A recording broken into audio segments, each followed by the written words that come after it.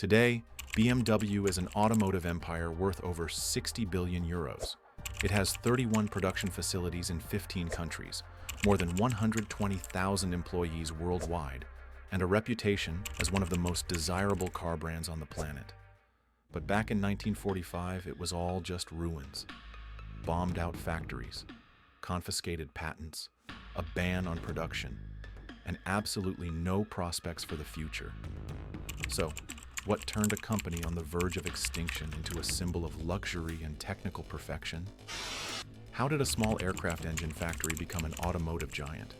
And why did a company that started with airplane engines almost go bankrupt because of kitchen utensils?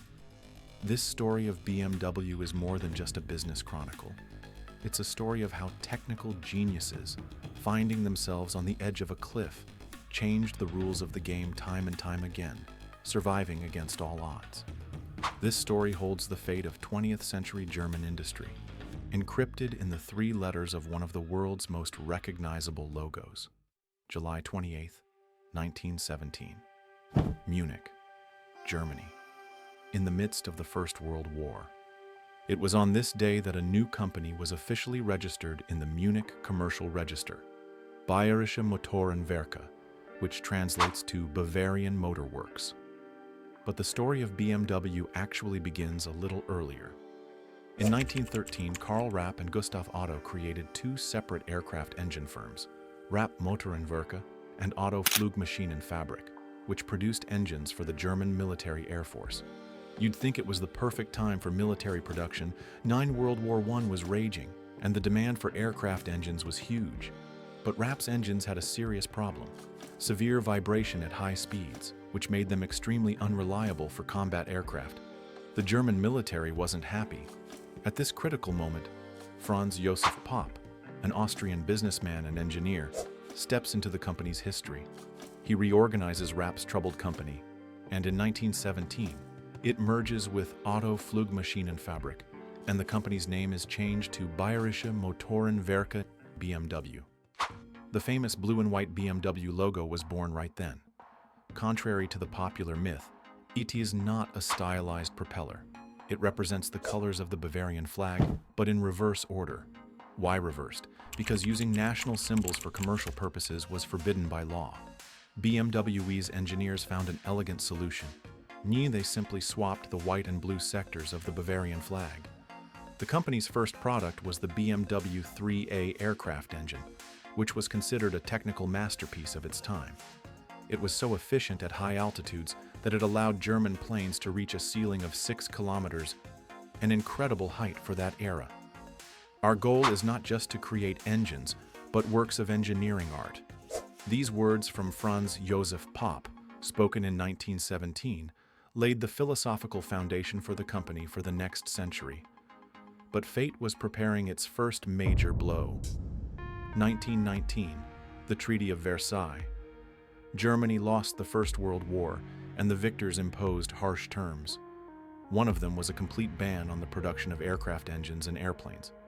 For BMW, this was a death sentence. The company was stripped of the only product it knew how to make. By 1920, the staff had been cut from 3,500 to fewer than 800 people. Banks refused to give loans. Investors fled. The management was looking at a proposal to liquidate the company. What do you do when you hire a manufacturer whose only product has just been outlawed? BMW found itself in a situation that, in business, is like playing a game of chess where someone suddenly takes your queen off the board. The company could have given up, like many of its competitors, but instead, it made an unexpected move. It completely pivoted to a new market. Salvation came in the form of a sharp turn in strategy. In 1923, BMW introduced its first motorcycle, the BMW R32. This model was revolutionary thanks to the layout of its 500 cubic centimeter two-cylinder engine, which was mounted across the frame. This technical principle is still used in BMW motorcycles today, almost 100 years later. The R32 could reach speeds of up to 95 kilometers per hour, an impressive figure for the time. But its main feature was its supreme reliability, a legacy from the company's aviation past. BMW managed to bring aviation-grade quality standards to motorcycle manufacturing. Before the R32, motorcycles often broke down every 500 to 1,000 kilometers. A BMW motorcycle could go 10,000 kilometers without needing a major service, a revolution in reliability, comparable to how the smartphone changed our idea of phones in our time. But the company's ambitions went further.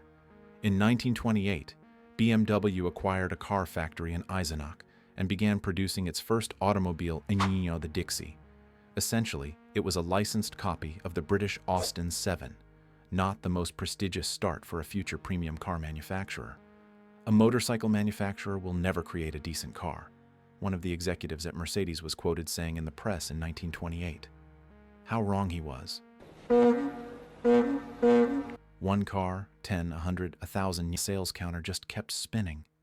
The company survived and even thrived during the global economic crisis. 1933 became a turning point. BMW released the 303 model, the first car with the brandy signature kidney radiator grille, which would become a hallmark of the brand for decades to come. It was also the first BMW with a straight-six engine, another signature element the company has kept to this day. And in 1936, the legendary BMW 328 appeared, a sports car that would define the brand's DNA for years to come. A streamlined body, an 80-horsepower engine, and a top speed of 150 kilometers per hour. The 328th won the prestigious Mille Miglia race in 1940 and earned BMW a reputation as a manufacturer of sports cars. We don't make cars for everyone. We make cars for those who appreciate engineering excellence. These words, spoken by BMW management in 1936, would define the brand's positioning for decades. But dark clouds of a new world war were already gathering on the horizon. No one could have predicted that the company would soon find itself on the brink of collapse once again. 1939 to 1945.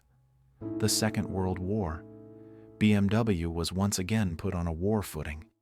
The company returned to producing aircraft engines for the Luftwaffe, as well as motorcycles for the Wehrmacht. Production grew exponentially.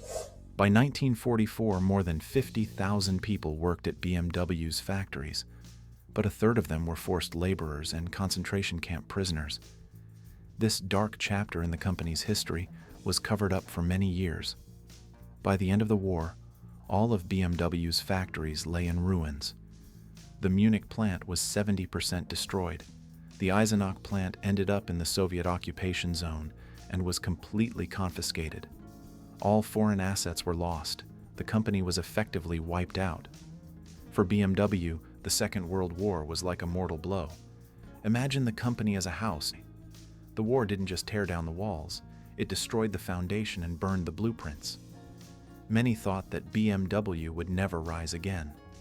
The years from 1945 to 1948 were the toughest in BMW's history. The Allies banned the production of cars and motorcycles.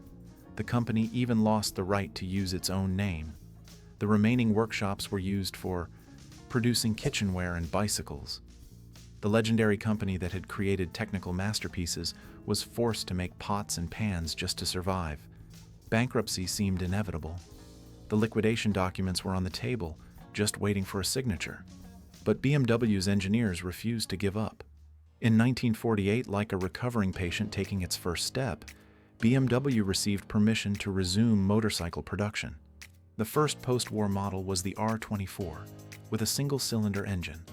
But money was desperately short. In 1951, after years of being banned, BMW returned to car manufacturing with the 501 model. It was a large, luxurious sedan, nicknamed the Baroque Angel for its elegant design. It seemed like a poor choice for a devastated post-war economy. Imagine going to a village fair to sell silk suits when everyone else is trading simple shirts. That's exactly the kind of strategic mistake the BMW 501 was. Too luxurious, too expensive for its time. And predictably, the expensive BMW 501 sold poorly. By 1959, the company was in a catastrophic situation. Debts had reached astronomical figures. Profitability was negative. Every car sold brought a loss, not a profit.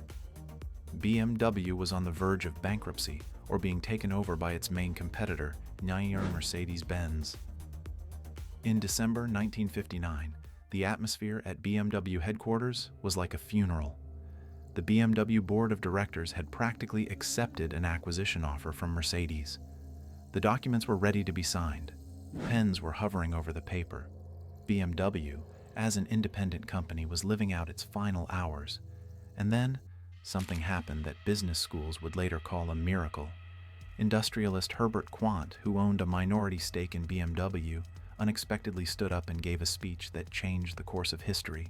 He blocked the deal with Mercedes, bought up 50% of the company's shares, and invested a huge amount of his personal fortune to save it. I believe in the potential of this company. We don't need a merger, we need a new vision. BMW will not die, it will be reborn, and it will become stronger than ever, Quandt declared at that historic shareholders meeting in December 1959. But what happened next? How did BMW go from being practically bankrupt to one of the leaders of the global auto industry? What strategy did Quandt choose to resurrect an almost dead company? The 1960s became a period of revival for BMW, not just because of its engineering solutions, but also thanks to a brilliant marketing strategy. After the company was saved in 1959, BMW's management understood it wasn't enough to build a great car. The world had to know about it.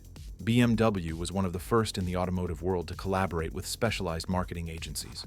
The innovative concept for its time, the ultimate driving machine, was developed by marketers and became one of the most successful and long-lasting car slogans in history. BMW's marketing strategy has always been built on an emotional connection with the consumer, conveying the feeling of driving pleasure and a special brand philosophy. Even today, in the age of digital technology and information overload, BMW continues to stand out from its competitors thanks to a strong positioning strategy developed by marketing professionals. By the way, if the history of BMW proves anything, it's the importance of a professional approach to marketing and proper brand positioning. But let's go back to 1959.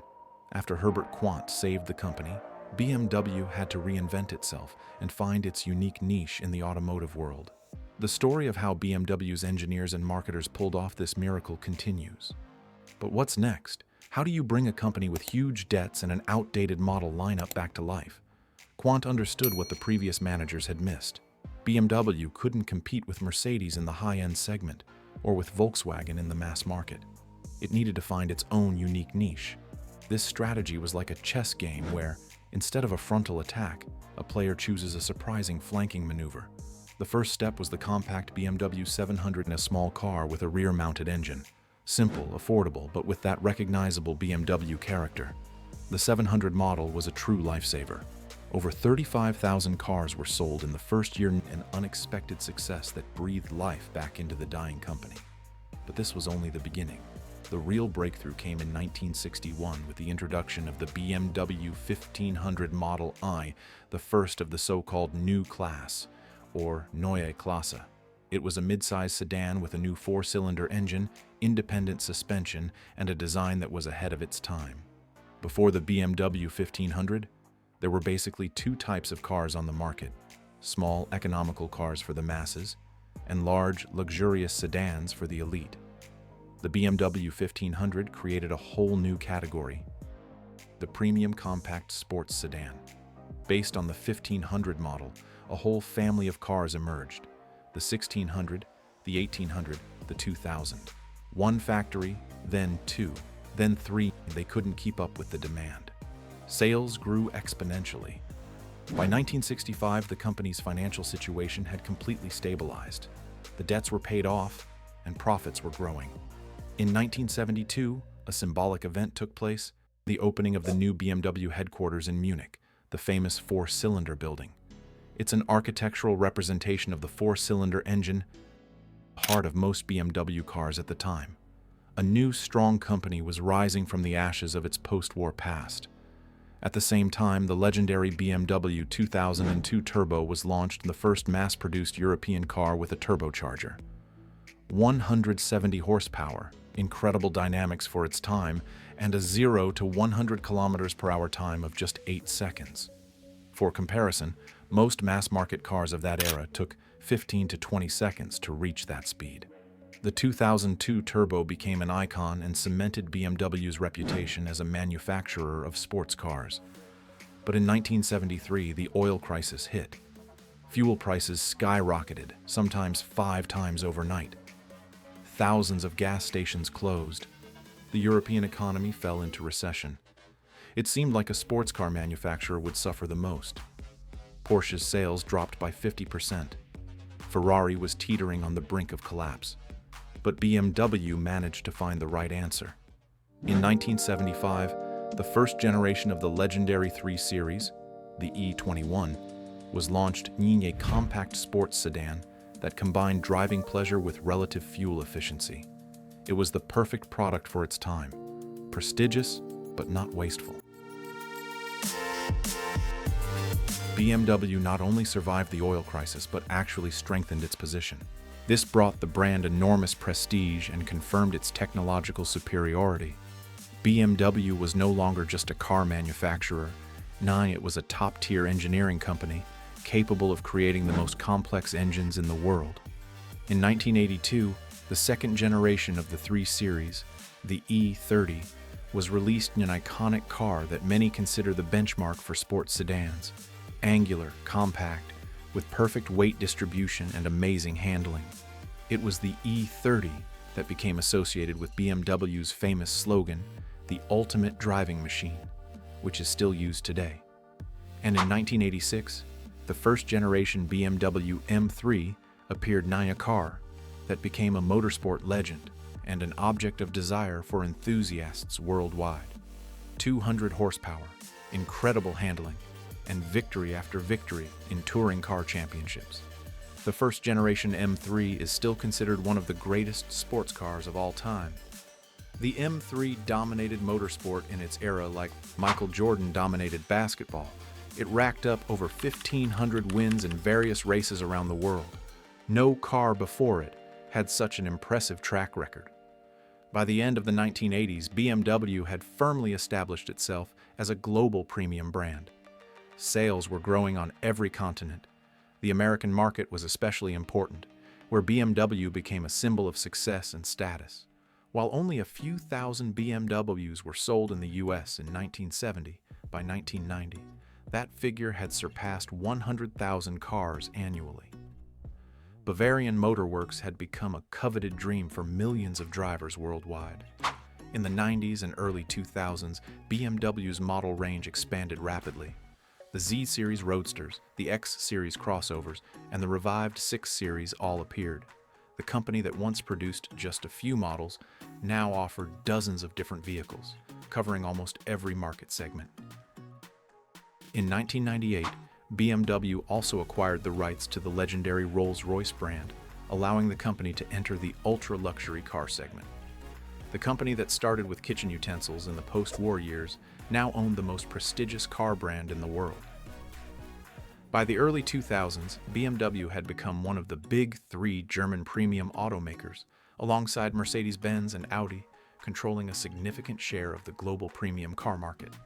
But the world doesn't stand still, and new challenges were already on the horizon. The 2010s. The world is changing. Environmental regulations are getting stricter. Electrification is becoming the main trend in the auto industry. BMW responds to this challenge by creating the BMW i sub-brand. In 2013, the revolutionary i3 electric city car and the i8 hybrid sports car were launched. The i3 became more than just an electric car. It was a manifesto for sustainable development, a carbon fiber body, eco-friendly interior materials, and production using renewable energy. BMW demonstrated that a premium brand could also be an environmentally conscious one. Today, BMW's lineup of electrified models continues to expand. The flagship is the all-electric iX, a technological tour de force with a range of over 600 kilometers and advanced autonomous driving systems. At the same time, BMW is undergoing a digital transformation. Cars are turning into computers on wheels. Artificial intelligence, connected services, over-the-air updates, all of this is becoming part of the DNA of modern BMWs. Today, BMW is not just a car manufacturer. It's a technology company working on the mobility solutions of the future, from car sharing to autonomous driving, from electrification to artificial intelligence. In 2023, The BMW Group sold over 2.5 million vehicles worldwide and achieved record financial results. The company that was on the brink of extinction 3 times is now one of the most stable and innovative players in the automotive industry, from a small aircraft engine factory to a global technology giant. From a company on the verge of bankruptcy to one of the most valuable car brands in the world. The story of BMW reminds us that behind every great success are moments of severe hardship, and only those who find the strength to keep moving forward are the ones who ultimately write history. In our next episode, we'll tell the equally fascinating story of how a humble rubber boot manufacturer transformed into the world's largest technology company, the story of Nokia.